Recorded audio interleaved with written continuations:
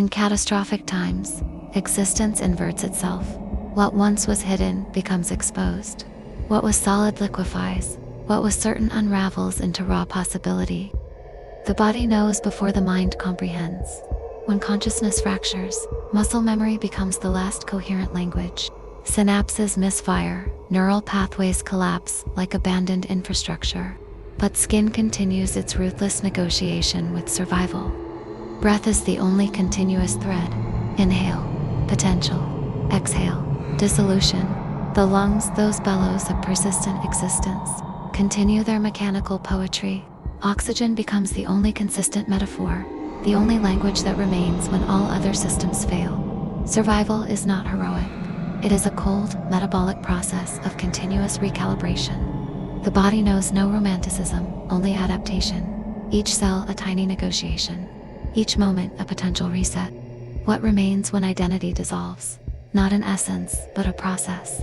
The human reduced to its most fundamental state, a living, mutating question. The world flips on its axis. Values invert themselves with the precision of a surgeon's knife.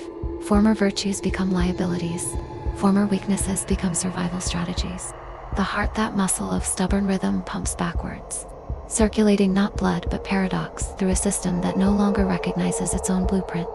Fragmentation becomes the only coherence. The puzzle pieces of identity float in amniotic possibility, refusing to assemble into recognizable patterns. Eyes see inward, revealing the messy cartography of one's own dissolution. Ears hear only internal echoes, the sound of capillaries expanding and contracting. The tongue tastes only itself, a recursive loop of self-consumption. The ribcage, that sacred architecture of protection, splits open like double doors, exposing the vulnerable organs of meaning to a hostile atmosphere. Everything precious becomes visible, vulnerable, violated by exposure.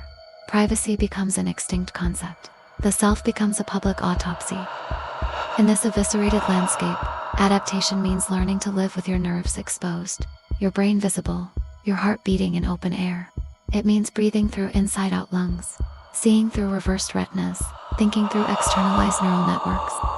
The body knows this inversion is not death, but transformation. Each cell carries this wisdom in its mitochondrial memory. When existence inverts itself, survival means becoming unrecognizable, even to yourself.